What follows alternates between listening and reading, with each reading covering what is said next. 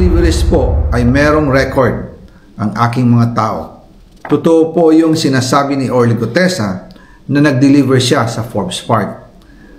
Totoo din po ang sinasabi ni Orly Gutesa na nag-deliver siya sa Malacanang nung siya ay nasa Senado.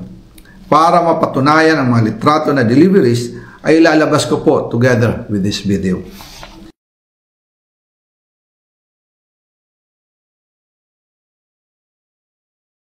Magandang araw po sa inyo mga banateras. Ako po si Banat Girl.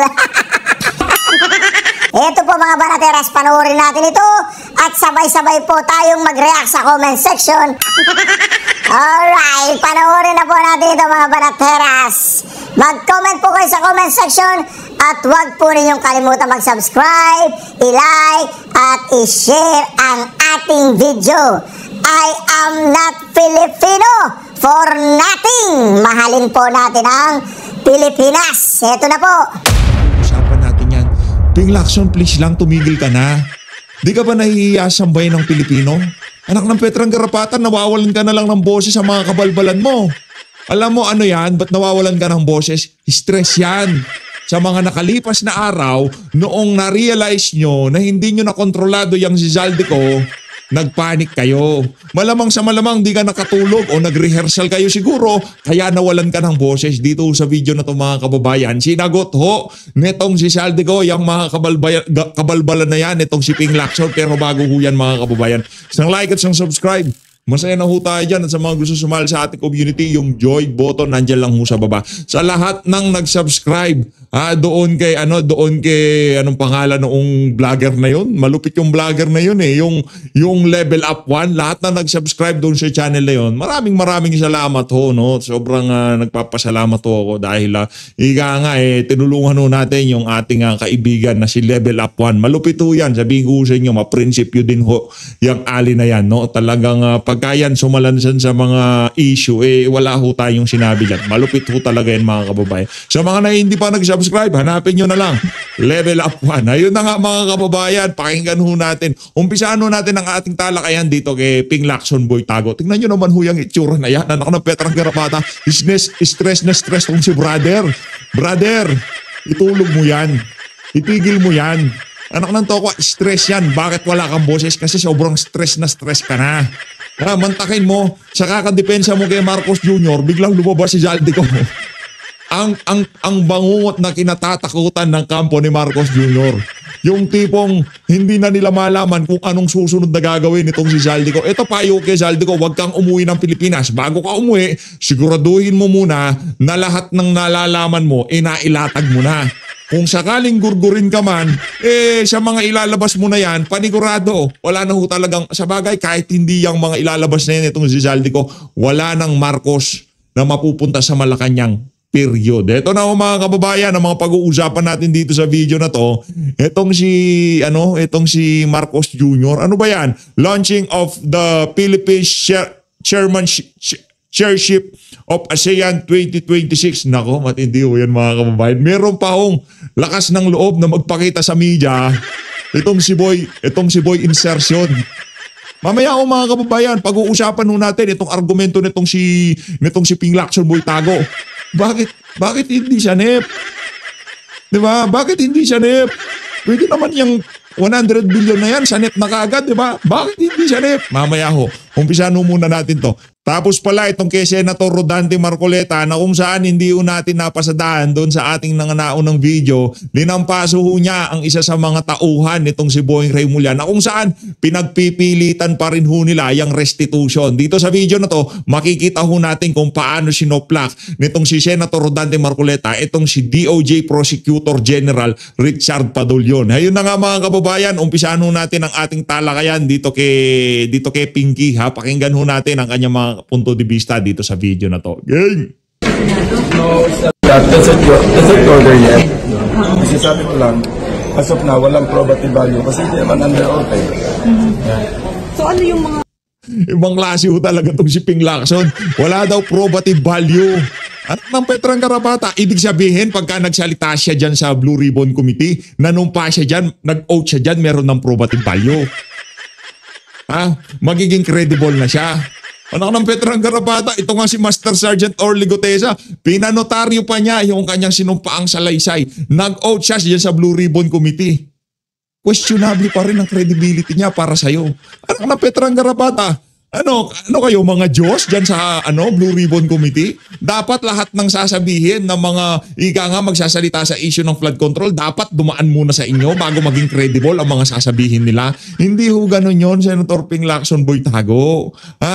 Yung pagsasalita na yon itong si Zaldico, hindi na ho para sa Blue Ribbon Committee yun. Para sa akin para na ho yun sa sambayan ng Pilipino. Matagal na ho namin alam kung sino ang mastermind dito sa mga kalokohan sa bansa na to. At walang iba kung hindi ang administrasyon nitong si Marcos Jr. Pinakamalaking sindikato sa kasaysayan ng Pilipinas. Tuloy natin. Ibang klase talaga itong si wala daw probative value dahil hindi pinanumpaan. Ano nang tawa yung isang nanumpa dyan? Nagpanotaryo pa nga, kini-question mo credibility. Anong gagawin nyo kay Zaldico dyan? Pagtatatanungin nyo, pauuwiin nyo. Kung ako kay Zaldico, huwag kang umuwi, Brad. Ang sinasabi ko sa'yo, kakatahin ka pag umuwi ka sa Pilipinas. Doon sa mga siniwalat mo na yon, ang daming galit na Talyanista at Ensaymada sa'yo. Pati mga Dilawan at Pinklawan, galit na rin sa'yo. Yung mga dating nagtatanggol sa'yo, ngayon binabanatan ka na. Alam nyo ba mga kababayan, sa tingin ko dati dyan sa Blue Ribbon na yan, kasama sa package si Zaldico, na ilihis ang usapan sa kanya. Pero ngayon, kini-question na rin credibility niya. Ibang klase ho talaga. Kung walang probative value, ano siya? Wala, narration. Yan sinasabi ko sa iyo, Brad. Nawawalan ka na ng boses. Oras na para magbalik loob ka sa tamang gawain. Stress yan. Stress yan. Hindi ka naman inuubod, hindi ka naman sinisipo, nawawalan ka ng boses. Ibig sabihin, stress yan. Kwento. Hindi naman siya under oath Pumunta siya rito, mag-take oath siya, at sabihin niya yung statement niya, then yun ang may probative value. Ibang klase talaga tong si Ping. Yung isang witness, nagpanotaryo, nanumpa, questionable pa rin ang kredibilidad para sa'yo. Ngayon, itong si Zaldico, gusto mong pumunta dyan sa parehas kayo ng script ng Malacanang.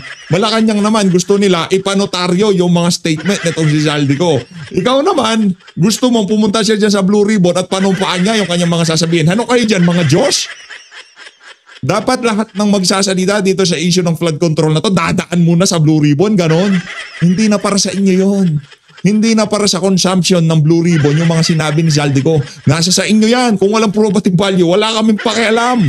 Pero kami dito, sambayan ng Pilipino, kaya napakarami ang nagsasalita at sumasausaw dito sa issue na to. Alam ng sambayan ng Pilipino kung sinong may pakana sa napakalaking kakurakutan na nangyayari sa ating bansa. Kahit ano pang paglilihis mo, mawala ng boses mo't lahat-lahat, hindi nyo matatago ang katotohanan. Na yung si Marcos Jr. at ang kanyang mga alipores dyan sa House of Representatives, talagang winalangya nila itong 2025 budget. But todo depensa ka, Brad. Ano ba meron? Kandidato ka nga pala ng alyansa ng mga mambubudol. Ang pangit nun, no? Yung alyansang sinalihan mo, mga magnanakaw. Ew. Pero may binagit kayo na pwedeng totoo si Pangulo talaga yung nag-insert daw, yung pa-insert na 1 month. Mahirap mag-speculate. Alam mo, ito ako. Yan. Kasi alam ko yung kalakaran pagdating sa mga insertions. Alam niya mga kalakaran pagdating sa mga insertions, Talagang ikaw, Ping, Ikaw, wala ka bang isisiwalat sa amin? I'm not defending the president. Yan. Why would he insert 100 billion sa BICAM? Samantalang sa NEP, kaya niyang gawin yun Okay. Doon na muna tayo. Huwag na muna tayong lumayo. Bakit daw kailangang i-insert kaya namang gawin sa NEP? Ito ho ang kasagutan dyan mga kababayan. Napagtanto natin kasi ayaw naman natin na kuunin yung credit kasi hindi naman tayong nakaisip na magtanong kay ChatGPT. Bakit daw isiningit yung 100 billion, gayong pwede namang ipasok sa NEP kagad yan. Ito ho kasi yan mga kababayan. Merong isang netizen, tinanong kay ChatGPT, bakit in-insert ni Marcos Jr. yung 100 billion kaysa ipasok sa insertion? Ito ang mga dahilan. Hindi ito yung mga posibleng dahilan. Ito ho talaga ang mga dahilan. Sasabihin ko naman sa inyo pagka posibleng mga dahilan. Ito ho talaga ang mga dahilan. Nakita ko ho ito kay Sir Daryl Yap. Daryl Yap, palakpakan muna natin to si Daryl Yap. Buti pa si ChatGPT. Alam si Raulo hindi. O yan. Why would a president insert 100 billion during BICAM instead of the NEP? Ito mga kababayan, ito. Tinanong daw ho niya si ChatGPT, bakit nga naman? Kahit, di ba? Bakit? Ito ang kasagutan. Hindi malamang Ito talaga mga kasagutan dyan. Because BICAM, why would a president insert 100 billion during BICAM instead of NEP? Yun hong BICAM, yun ho yung sila na lang nag-uusap.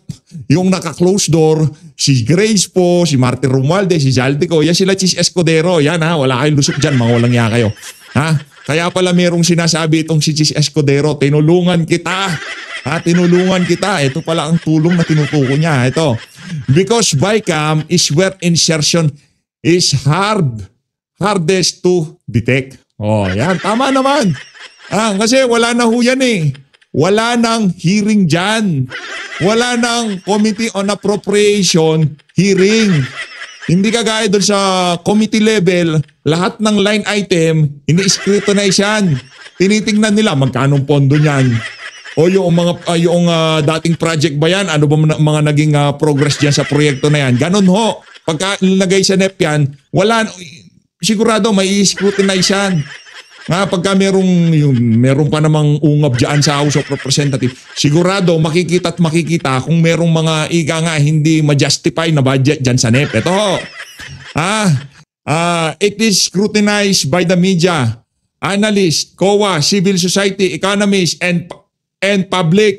Yun ang mangyayari doon kasi pagka NEP yan, maisa sa publiko yan. Yung mga budget ng bawat ahensya, mabubulat-lat. Pati mga ordinaryong Pilipino, makikita yan. Ano pa? Every agency depends its budget in open hearing. Malinaw yun mga kababayan. Nakita nyo ho kung paano binaboy ang budget ng Office of the Vice President doon sa committee level, nung sa Committee on Appropriation. Yun ho ang tinutukoy niya dito. Lahat ng agency dumadaan ho sa open hearings. Pinag-uusapan ho yan sa committee level. Hinihimay yung bawat budget ng mga ahensya pag nasa NEP. Okay? Isa ho yan sa mga dahilan kung bakit ipinasingit dyan sa BICAM.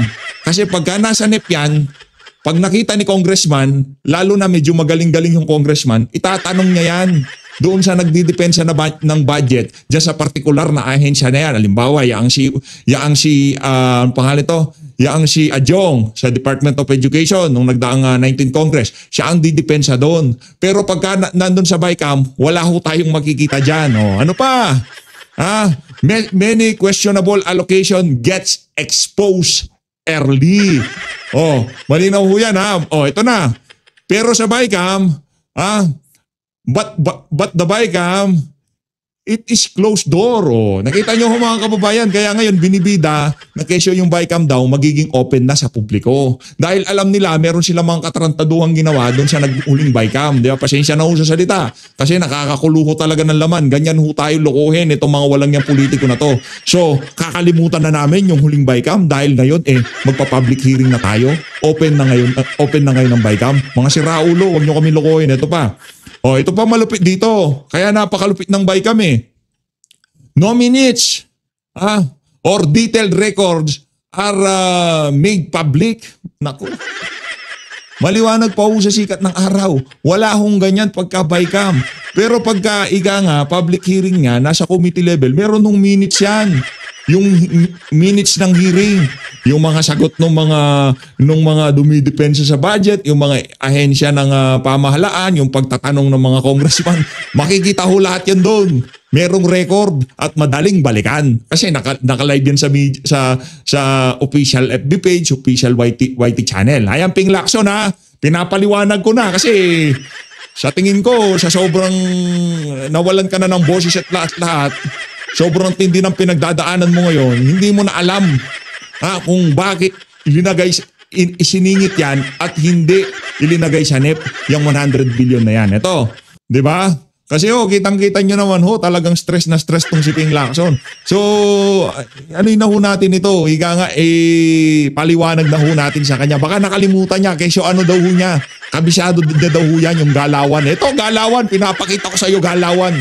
Ito, only the final reconciled number appear without showing who inserted what. Yun. Palakpakan ho natin itong si Kasi Banyes Pakulan. Palakpakan ho natin. Hindi ho tayo credit grabber dito pag may nakita ho tayo kung sino man ang nakaisip na magtanong kay ChatGPT, i-recognize ho natin. Mahirap ho yung naggagaling-galingan, hindi naman galing sa atin ang ideya. Marami hong ganyan. Nako, ang dami dyan. Yung galing-galingan sila, nabasa lang nila pagka i-deliver sa kanilang mga vlog. Akala mo talaga sa kanila nang galing. Pero okay lang yan. Maganda yan. Nakakatalino yan. Ito, tuloy natin si Ping Lacson, Boy Tago. Second, bakit niya binito? Bakit niya NFLR? Ibinito yan kasi sobrang dami. Pinag-usapan, 100 billion lang. Napasobra itong si Zaldico. Umabot ng 224 billion ho ata. Yung naipasok sa insertion. Ika nga, lumabas yung pagiging gahaman ng mga congressman. Kaya itong si Zaldico, hindi ka sweldo dyan, Brad. Kala mo ha. So unbelievable, incredible? No, I'm not saying it's unbelievable. Pero at face value, meron tayong sasabi na yung sabihin natin common sense only because alam ko yung budget process, yung budgeting process na nagsisimula sa NEP. Alam na ho niya yung budgeting process. Brad, alam mo yung budgeting process pero ika nga, kahit alam mo, dahil nga pikit yung mata mo, nakatakip ang tenga mo, tikaw ang bibig mo, hindi mo pwedeng sabihin ng katotohanan. Lahat ng binanggit ko, lahat ng inisa-isa kong dahilan kung bakit in-insert yan, alam mo din yan. Na yung presidente may complete control over what should be inserted in the NEP. So kung ganun na pala, ba't sa BICAM pa siya magpapa-insert? Na hindi siya part ng BICAM. Hindi siya part ng BICAM eh. Hindi talaga siya part ng BICAM. Bakit siya magiging part ng BICAM? Pinsan lang naman niya ang Speaker of the House. Bakit niya ilalagay sa NEP? Di pinagtatanong sila doon sa committee level ng bawat ahensya ng pamahalaan na dadaan dyan sa Committee on Appropriation. Ano kasi, Raulo? Alam mo nang may tatanong yan, i-scrutinize yung budget, ilalagay mo pa. Kaya ilinagay yan sa, in-insert yan para sa BICAM na lang pag-usapan. Brad, huwag nyo na kaming lokohin. Mulat pa kami sa mulat, makakala mo, Ping. So dapat sa NEP pa lang, sinabihan niya na yung DBM, sinabihan niya yung DBCC. Uy, magbigay kayo ng 100 billion sa DPWH. Di na scrutinize pagdating sa committee level. Ano kasi, Raulo? Alam mo nang merong i-insert mo yung 100 billion na hindi naman ma-justify dyan sa committee level, sa Committee on Appropriation, tapos isisigit mo pa rin. Hindi, alam mo namang tatanggalin ng mga congressman kasi meron nung silang ganun eh. Oo, kaya hindi nyo naman magagamit yan. Lipat na lang natin sa Department of Education. Para saan yan? Ang laki naman yan. Pero pagka in-insert dyan sa BICAM, wala nang maraming cheche-bureche. Nakuha niyo ho ba mga kababayan? Kaya yung mga argumento na ni Ping Lacson, sablay na naman. And okay, after assuming na totoong nagpa-insert sa BICAM, ba't yung bibito? Sayang ba na Brad, ang binito niya, meron siyang binito. Pero napakarami pa rin nakalusot. Kaya nga kinwestiyon yan, nitong si Unga, ba't nitong si Rodriguez, dyan sa Korte Suprema. Brad, huwag nyo nang ilihis ang usapan. Ika nga yan, sinasabi ni Senator Rodante Marcoleta, gusto na nilang tumbukin. Ngayong natutumbok na naman, linilihis mo na naman eh. hindi nyo na-invite kahit sa Zoom si Zaldico para sana kahit pa paano? Yeah, because Natanong niyo, sir? si Senator De La Rosa suggested sa chat group namin, sabi niya, Sir Ping, may apprehension ako kasi pagka pinag-zoom natin yan, hindi naman siya under oath, baka gamitin lang propaganda at kung sino-sino ituro. And we cannot hold him accountable. Hindi natin siya ma-cite in contempt of the committee because wala siya rito. Hindi naman siya under oath. Now, kung pupunta siya sa isang ang nangyari dyan, hindi nyo na-kontrolado si Zaldico. Ika nga, ano na siya, stray bullet na, kung saan na lang dire-diretso na, ika nga, di ba? Hindi na siya kontrolado ng kung sino man. embassy, Philippine Embassy or Philippine Consulate. At doon siya Pagka ako nagpunta ng saang mang embahada ng Pilipinas, ito si Zaldico, hindi na ho siya makakaalis. Nakuha niyo ho ba mga kababayan? Hindi na ho siya makakaalis. re-request na mag-zoom under oath. valid yun. Pwede po ninyong payagan yan, sir? Oh, yun na nga mga kababayan. Ano, rerekta na ba tayo kay Senator Rodante Marcoleta? Gusto niyo, ay ito pala, teka lang mga kababayan, pasadaan ko lang na mabilisan. Sinagot ho itong si Zaldico, itong si Ping Lacson Boytago. Ito mga kababayan ha, ito, sinoplak ko siya, butatao siya dito kay Zaldico. Yan ang problema pagka nagpapakaaso ka. Talagang hindi ka makakaporma. Lahat ng argumento mo, mababasag lahat yan. Kasi alam mo nang nasa mali, pinagtatanggol mo pa. I respectfully urge Honorable Sen Pampilo Lacson to first review the full list of alleged insertion done under the directive of President Marcos and clearly reflected in the GAA 2025. I suggest that before making statements that may unfairly prejudge the issue, the senator should examine the document in full. Oh, yan, examinin mo. Hindi naman magkakaroon ng lakas ng loob yung si Zaldico na hamunin ka. Di ba mahilig ka sa dokumento? Di ba mahilig ka sa mga paper trail, mahilig ka sa ebidensya, ngayong linatagan ka na, umiiba ka naman ng direksyon, iniiwasan mo naman. Examinin mo yan.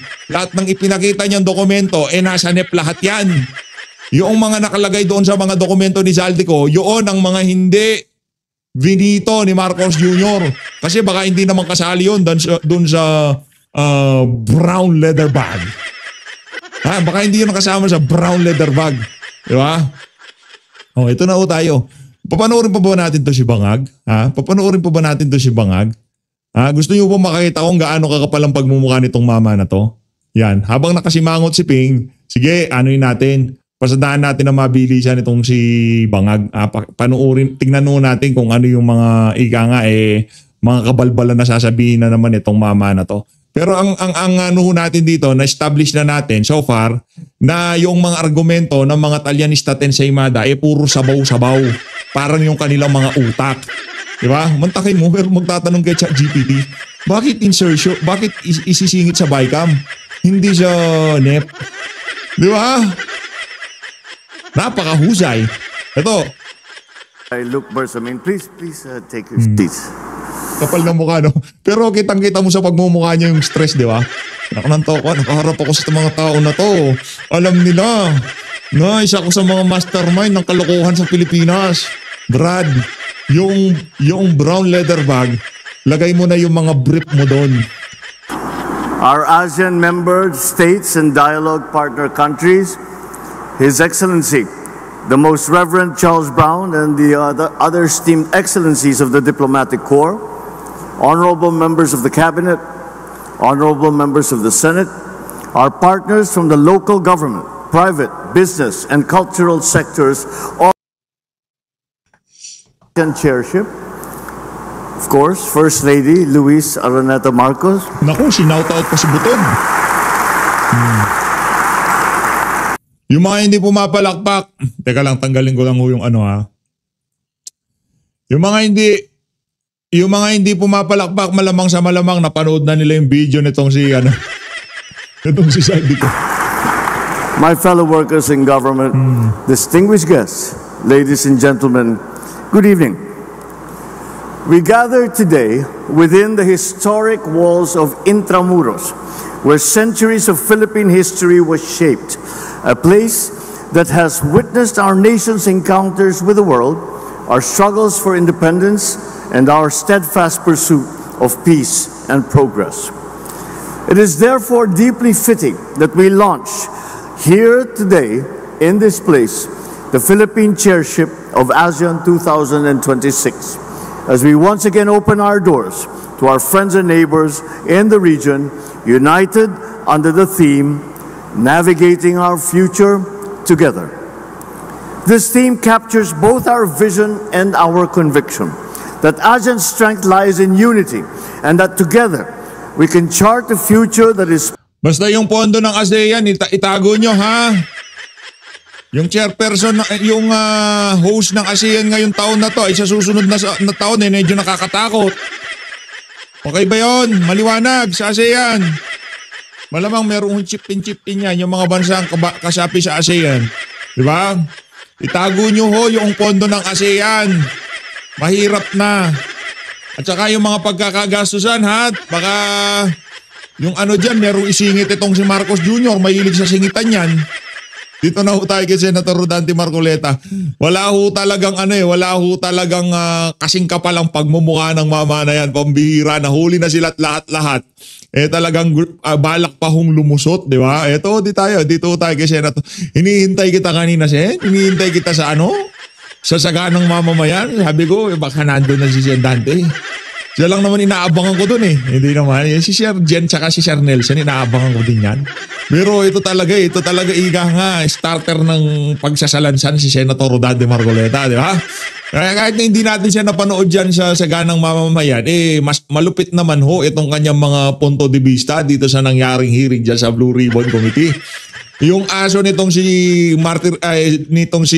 Boying Remulla, pinagbuhol-buhol ho niya. Eto na ho si Senator Rodante Marcoleta. Game! Nagpasya sila ng back-over ng WPP at sa akin namang palagay based on the law, kailangan silang ma-process sapagat nagpasya sila na gustong magpa-cover. Ang problema kasi at that time, the then Secretary of Justice made an opinion that the Diskaya should first make restitution. Kaya doon po yata na-stall yun eh.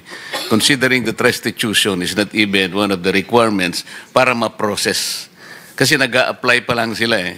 I was trying to explain then, Mr. Chair, na in the process of the application of the Diskayas, restitution is not one of the requisites. Kaya lang, pinipilit ni then Secretary Remulla, now Ombudsman, na magre-restitute sila.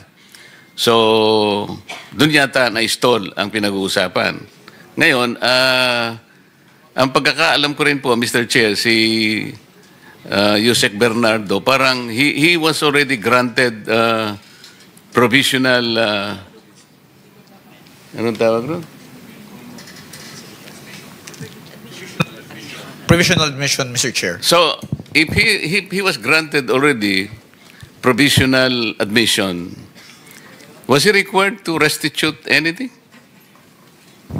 Sir, that is covered by the Memorandum of Agreement and is confidential. I cannot make that disclosure without any clearance from the Secretary of Justice. Why? Because the law provides for it, sir, that confidentiality is a matter which is stressed in Section 7 of the law. Ito gusto maging nito, DOJ Secretary kasi hindi siya ang pinalad eh. At least general prosecutor pa rin, di ba? So, Mr. Chair, ito na naman ang problema eh. Para malaman naman ng kahit sinong gustong mag-apply, kung ano ba requirements talaga. Was that restitution requirement covered by that? Yun lang naman eh. There's nothing secret in that. Ba't hindi mo sabihin? Sir, it is contained in the Memorandum of Agreement. Like nobody should know that a restitution was required by the Department of Justice? The details of the Memorandum of I'm Agreement... not asking for details. Sabihin mo lang, was it... Huwag ka sinto-sinto, brad, ha? Made a requirement. Restitution is part of the details, sir, which is provided for in any Memorandum of Agreement if you're going to ask me. So if it is... Bago siya makapag-apply. Galing-galingan. Yung panga mo na naman. Masyadong napag-aala. Ganyan-ganyan ka na, Payupi-yupi na rin yung panga mo. Bago ka maggaling-galingan, Brad, kilalanin mo yung kung sino mga kinakausap mo. Dahil hindi mo madadaan sa gulatan niya si Senator Rodante Marcoleta, Brad. Restitution will be required. Not necessarily, sir. Not necessarily. Ito kailangan sabihin ko, palagi kasing sinasabi ng mga ibang tao, I am trying to defend the Diskayas. No, I am trying to maintain what the law says and provides. Dahil alam ko na wala namang sinasabing restitution, gusto naman nilang magpa-cover para sa ganun, may protection naman sila because they are aiding the state to prosecute kung sino-sino may kasalanan dito. Bakit hindi natin i-apply ang batas? Ngayon, sinasabi mo na naman, tinatanong ko lang, if restitution applied to Yusek Bernardo, he was granted already provisional admission. Ba't hindi mo maibigay man lang yun? There is nothing secret in that. Otherwise, pero meron kayong paborito, merong hindi. Parang namimili kayo. It is a selective process. May I respond, Mr. Chair? Yes, You may respond. Again, we take exception to the statement of the good senator that we are being selective. The process of application. Yun ang ginagawa No, the process mo, of You're application, making a sir. selective application of the law. Sinasabi Nakikipagtalo sa senador. Binaback-upan siya ni Bonjing. Malakas ang loob nitong si Padulyon, di ba? Back up siya ni Bonjing. Ay, oo, binaback-upan siya ni Bonjing, kaya malakas ang loob niya makipagsagutan kay Sen Marcoleta. Hindi ka makakakanabrat. Hindi ka makakaporma dyan. natin walang requirement ng restitution. Will you agree? I agree, sir. It is not explicitly stated in the law. It is not explicitly stated in the law, but... It is not explicitly stated in the law, but you're requiring them to restitute. No, sir. Let me just explain, if you will allow me to finish. There is no explicit provision in the law calling for restitution. However, there is a memorandum of agreement whereby terms and conditions can be stated therein. And if there is agreement as to restitution, alam mo, yung the same can memorandum be of included. agreement, hindi siya kasamang restitution. Hindi pwede yan, Brad. Di madadaan sa paganyan-ganyan. Ganyan siya, no? Yun, yung pagka siya ay na-admit na as state witness, kaya mo lamang siya lalagyan ng memorandum so that he can cooperate with the DOJ in prosecuting this case. Precisely, Huwag mong sir. iisipin na i-include mo yun sa memorandum. You are deviating from the law itself. There is no deviation, sir. Sabihin mo sa akin kung anong provision that the memorandum will require restitution. There is nothing in the law, again, which states Ito that... yung problema ninyo eh. Palagi kayong ganyan kung makipag... No, sir, we're being very candid with the and then sasabihin nyo committee. take exception. Kayo ang nagte-take exception, pati batas eh, binabago ninyo. No, sir. If the... Aray ko! Attorney Padulyon, wala kasi sa tama. Si Senator Rodante Marcoleta, di niya pinagtatanggol ang mga diskaya. Ipatupad lang ang batas. Hayaan nyo mag-apply. Pag-apply pa lang, restitution na binibida nyo eh. Di ba? Hayaan nyo mag-apply. Pag nag-qualify, di ba tayo mag-restitution? Yung tipong wala pa man, tinatakot na nila. Yung tipong, ganito yan. Hindi tinatakot. Yung tipong, yung mga requirements hindi naman nararapat, sa ika nga para mag-apply ka pa lang ng witness protection program, ilinalatag na ho nila. Kaya wala akong nagiging, ika nga walang nakukuhang matinong state witness dito sa issue ng maanumalyang flood control projects na to. Kasi doon pa lang sa DOJ, kung ano-ano ng mga requirements sa kanilang mga linalatag doon sa mga gusto magsalita. Kaya couple would want to be admitted, all they had to do is go through the same process. But it's not a matter only Pumunta na sila. Yes, sir. But they have not... Alam mo, si Secretary Boying Rimulya ang nandito. Nag-usap pa sila dito. Okay? Sabi niya sa mag-asawa, Mr. Diskaya, sige, bukas na bukas, isama mo yung asawa mo, magkikita tayo sa diyo. Nandito pumunta siya rito. Kaya ang palagay ko noon, processing lang naman. If they will not qualify, okay lang sa akin yun.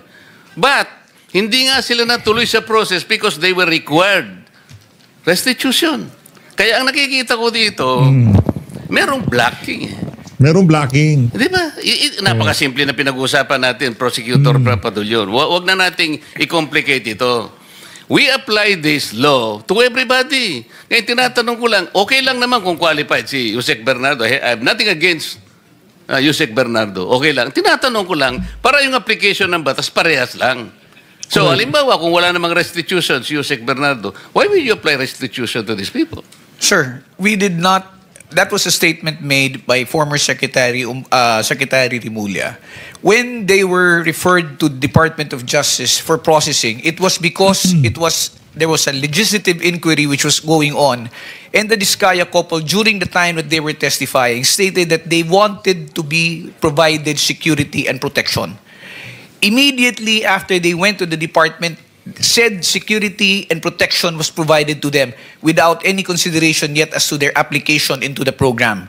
The evaluation for purposes of being considered in the program is a different process which has not been completed. That is the reason why they have not yet been considered as possible state witnesses in the cases. It was never completed because you were insisting on restitution. Drop it. Para sa ganon, kung mag-apply sila at kung qualified sila, Pagbigyan ninyo. Yun lang ang ano dyan. No, sir.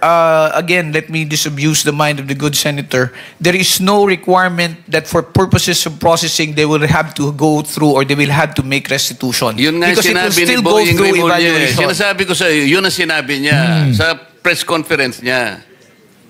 Sinabi niya yun eh. Alam mo, mag-a-apply lang eh, sinasabi ko. Kung restitution mangyayari at the end of, let's say, napakita talaga na meron silang pananagutan sa batas, later on, restitution is talagang kailangan. Pero nag-a-apply lang yung tao eh. Kaya nga, Witness Protection and Benefit Program. There is no reason to burden these people for another requisite which is not even in the law. So, kung qualified sila, i-process natin. Kung nag-qualify, salamat. Kung hindi sila nag-qualify, wala tayong magagawa. Mr. Chair, it is not as if the reason why they are not being processed is because of the restitution that you mentioned. The fact is... Prosek, ang sinasabi ko, hindi, yun ang naging unang dahilan kasi kaya siguro nabanggel ito. Maraming procedures dyan. Kaya lang, ang sinasabi ko, ang pinipilit kong ipaintindi sa'yo ay yun doon pa lang nagkaano na eh. Doon pa lang na-stop na eh. Sapagkat, kumbaga, naglagay ho sila nagkaroon ng choke point eh, di ba? Doon pa lang sa application pa lang, restitution, hindi naman kasama yun. Pinagpipilitan ho niya. Pinilit ni Secretary Boying, mag-restitute ka muna. Eh sabi ko, nawala na. Mr. Chair, kung ang kagustuhan po ng Diskaya couple is makonsider sila o ma-process sila, let's take away the aspect of restitution. But they have to comply first with the requirements, which is the submission of the affidavits to justify the department being able to evaluate the same. Let's not talk about restitution. Tapos na. Okay na yun. Tapos na eh. So, hindi ka nakaporma. Galing-galingan ka kasi. Akala mo siguro Boying ka. Si Boying pwedeng magganon-ganon kasi kaibigan niya yan. Binabakapan siya ng presidente, binabakapan ka pa ng presidente. Hindi ka makakakanadyan, Brad. Wala nang restitution, Mr. Diskaya, Ms. Diskaya, kung talagang gusto nyo at kung gusto nyo mag-apply talaga, ayun, wala nang restitution, pero kailangan mag-qualify kayo. Kung hindi kayo qualified, wala tayong magagawa. Mr. Chair, may I interject? Yes. Vice Chairman is recognized. I just want to be clarified, PG Fadulyon. Ano ba talagang gusto ng DOJ to be mabigyan ng restitution immediately? Kasi may sinasabi ni Senator Marcoleta, there will be a process. What is your stand here? Sir, my position is this, if I may. Restitution, Senator Marcoleta is correct when he pointed out that restitution is not a requirement under the WPSB law. Okay. It is, as I said, it is not explicitly stated there. However, when the process of when the witness who applies to be admitted into the program is evaluated, and for example they qualify, their qualification is now subject of a memorandum of agreement between the department represented by the secretary and the applicant. Now, in the memorandum of agreement, there are terms and conditions that may be agreed upon or imposed by the parties, and restitution is part of them. If I may be allowed to explain further, kung halimbawa po meron po tayong witness na nag-a-apply sa programa, at sinasabi na nila, I am remorseful, ako po ay nagkamali, ako po ay nakakatanggap ng pera, nanggaling sa nakaw o hindi sa matamang paraan, at ito po ay sosoli ko, sasabihin po ba ng department, hindi naman kasi part ang restitution dito, so hindi mo kailangan magsoli. Kaya hindi, po yan... Hindi naman, ginugulong mo naman eh. Pagka gusto magsoli, automatic na, hindi kunin nyo. Pero during application, isinisingit na mismo ng ahensya, restitution kayo. Hindi naman pala kasama sa... Hindi ko natin sinasabing walang restitution, walang pagsusuoli. Isuoli nila. Kung lahat ng patipanti nitong si Sara Diskaya, kailangan kunin yan. Pwede lang natin kung may bibili niyan. Pero kailangan kunin lahat. Pero hayaan muna natin silang kumanta para nga makuha natin yung mga nasa taas. Taga-DOJ pa naman kayo. Ano pa naman kayo? Ang tawag dito? Prosecutor General pa naman kayo. Nakakahiya, Inilalagay sa Memorandum of Agreement kung meron man para lamang po masiguro din ng department na at least kung meron pong ill-gotten wealth or if a person is unjustly enriched, monies will be returned back to the coffers of government. Remember, sir, if one is covered under the program, one of the results would be if there is a case where they will be testifying as a witness, they will not be included in the information anymore. And if they're not included in the information, it means they have no criminal liability and forfeiture will not lie as against them. A process which will happen much later. Okay, so Republic Act 6981, PG Padulyon, Section 5, it states na to comply with legal obligations plus to cooperate with respect to all reasonable requests. Ang tanong ko po ngayon, ano ba ang mga unreasonable sa pagbabalik na ninakaw na yaman? Can you give me some? Let me just be clarified, Mr. Chair. Ano po ang magiging, ano ang reasonable kung magbabalik po? Kasi ang sabi, legal obligations, reasonable requests. So it's a reasonable request. Pero it doesn't mean to say na you are, it's their obligation. Is that Yes, sir. correct? Yes, sir. Kasi po, kasama po yan dun sa pagpapakita po ng pagsisisi nung kung sino man pong aplikante na sinasabi niya, kung ako po ay may nakuhang yaman sa pamamaraan na hindi po legal, at ako po ay humihingi ng kapatawaran, at ako po ay willing na tumistigo, at isosoli ko po. Natural po, ipapalagay po natin yan sa loob ng Memorandum of Agreement, at yan po ay mapupunta sa gobyerno.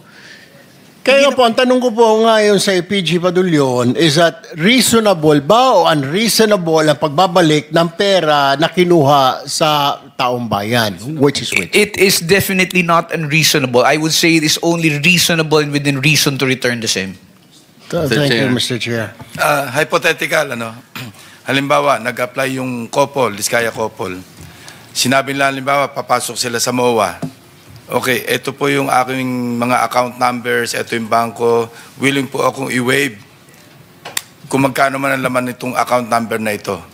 Tama po ba yung hypothetical situation na ganon? That would be one correct means, Mr. Chair. Or halimbawa, ito po yung estimate ko na kinita ko sa aming pagkokontrata na merong ghost project.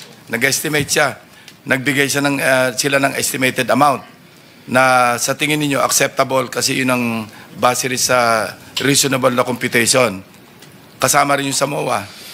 That will also be included in the MOA, sir. So hindi immediate na Hindi po pagpasok nila, babayad na kagad sila. Parang extortion yun. Yes, sir. Hindi po immediate kasi mangyayari niyan is parang you paid your way. Yun nga ang sinasabi nitong si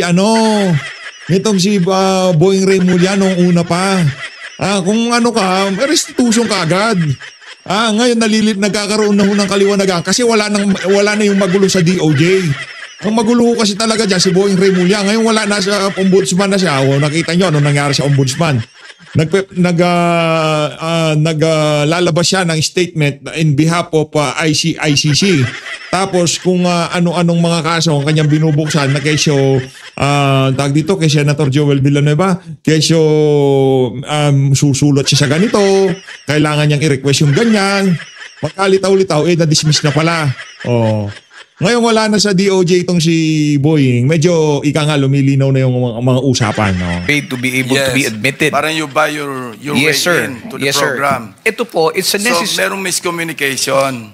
Yes, sir. Wala nga sa batas ang restitution, pero it could come later. Yes, sir. Parang as a pledge, as a commitment. Yes, sir. That is correct, Mr. Chair. Thank you. Mr. Chair, ikaw na nga nagsabi, Prosec, it is not in the law. Okay. Gagawa ka ng paraan para i-circumvent mo yon, papasukan mo doon sa memorandum. Reasonably ba yung maglalagay ka ng isang bagay that was not even provided as a requirement? Alam mo, as a lawyer, sinasabi natin palagi, the spring cannot rise.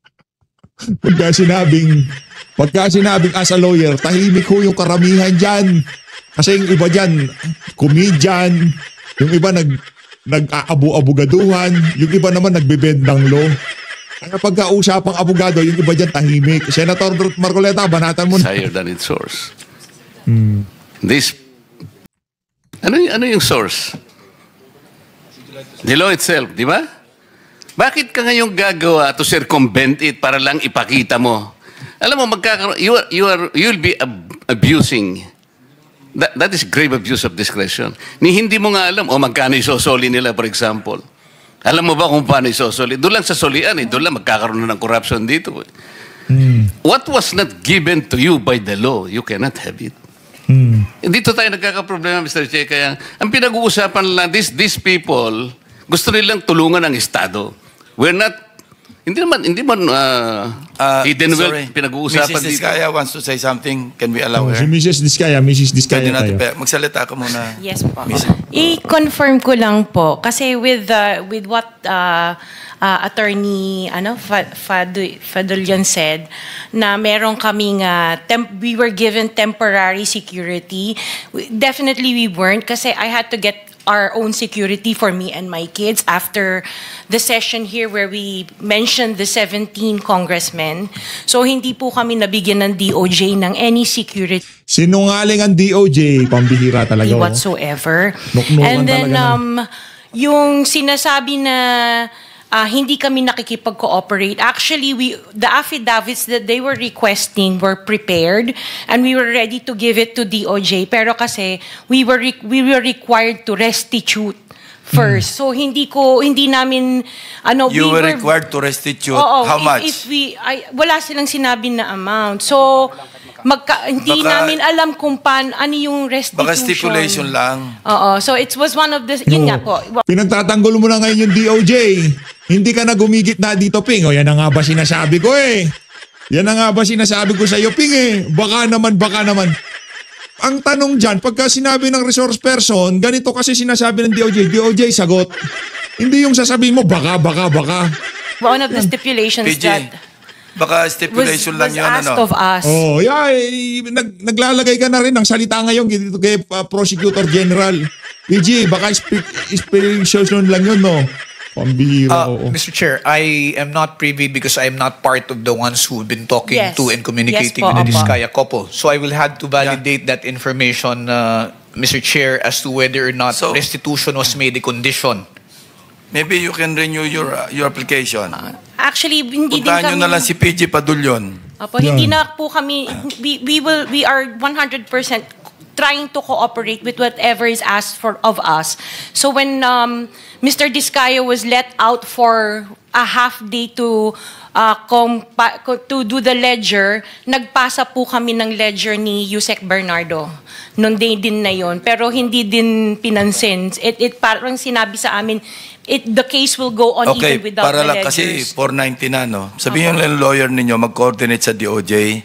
Ayaw nga ng DOJ, ito naman si Senping eh. Dito yung director ng WPP, kung makipag-ugnayan, para hindi tayo dito nagba-back and forth. Hindi tayo matatapos eh. Kasi I think there's a lot of miscommunication eh. No, iba yung interpretation, iba yung... Anong miscommunication? Binibigay nga ng mga Diskaya yung hinihingi, pinipilit nila yung restitution eh. Ito naman si Ping. Interpretation. Yes, So, Mr. Senator Chair. Rizal, you're about to... Yes, salamat Mr. Chair. Since sinabi ni Ms. Diskaya na gusto nilang mag-cooperate 100% sa Ito mga na si Engineer Risa Hontiveros Engineer. investigasyong ito, just to make of record explicitly, bukod po sa sinabmit na nilang mga proyekto ng Alpha and Omega 2016 to 2022, iniintay pa po ng komite yung mga proyekto 2016 to 22 ng St. Gerard, St. Timothy, Amethyst. Wala na, ano na yan. Kumbaga, masyado ng baog yung ano na yan, yung mga galaw na yan, na yung 2016. Naban nga sila eh. Nawalan sila ng lisensya noong mga panahon na yun. Horizon, St. Matthew, Great Pacific Builders, at Elite General Contractors. Plus po, yung mga joint venture agreement project din. So, salamat, Chair. At siguro, baka magkakaroon ng panibagong pag-asa yung mag-asawa na ito. Pero, Prosec Padulyon, huwag mo nang ipipilit yung restitution na yung ilalagay mo sa memorandum. Mali yun. Para matuloy. Kasi nag-a-apply lang naman eh. Baka naman, ang totoo niyan, kahit, Mr. Chair, kung... Actually, hindi outright yung restitution. Parang pledge yan eh. Yan, si DOJ Ping Lacson. Parang willing kami mag-restitute. Parang ganun lang. Hindi outright kasi pag... Hinihingan na nga sila ng figure, Brad. Di mo narinig yung sinabi ng ng mga Diskaya? Ka-outright. Parang extortion yun. Hindi, maski na yung pledge eh. Wag na muna nating ilalagay kasi parang nababahiran ng eh. Unang-una, hindi nga natin alam, magkano ba yung re-restitute? Sino bang magkukwenta? Sino magtatago nito while nandyan yan? Paano kung halimbawa hindi naman na kumpleto, hindi sila nag-qualify, o kung nag-qualify man lang sila as state witness, later on nagkaroon nga sila ng konting sablay, pwede rin naman silang i-discharge as state witness. What happens to the restitution? Kaya para wala kayong sagutin, wag nyo nang ipipilit yun, wala kasi sa batas yun. Okay, I would suggest that Thank the you, lawyer Mr. of the Diskaya couple will just coordinate with the... Stress, Sinoping, stress yan, stress. Walang boses kasi stress. The DOJ. Okay. Settled? Para mag-renew application. Yeah, thank you very much. So, ayun na nga mga kababayan, dito na unahan tatapusin ang ating reaction video kaugnay dito sa naging sagutan na to ni PG Padulyon at itong si Senator Rodante Marcoleta. Pag wala sa batas, huwag yung ilalagay. Di nga linagay sa batas tapos gagawa kayo ng memorandum, isisingit nyo doon. Hindi daw pwede yun, sabi ni Senator Rodante Marcoleta. Kung ano lang nasa batas, yun lang ang sundin natin. Pero itong si Boying Remulla, mag-ano pa siya dyan, titingin-tingin pa siya ng ganito. Wag sasagot-sagot siya, titingin-tingin siya ng ganito. Maraming salamat. Mag-ingat po kayo lahat. Mahal natin Pilipinas. Saludo, Senator Rodante Marcoleta. At para dito kay Ping, itulog mo na yan. Wala ka ng boses, oh. Bukas mo na ulit ipagtanggol si Marcos Jr. at itong si Martin Romualdez.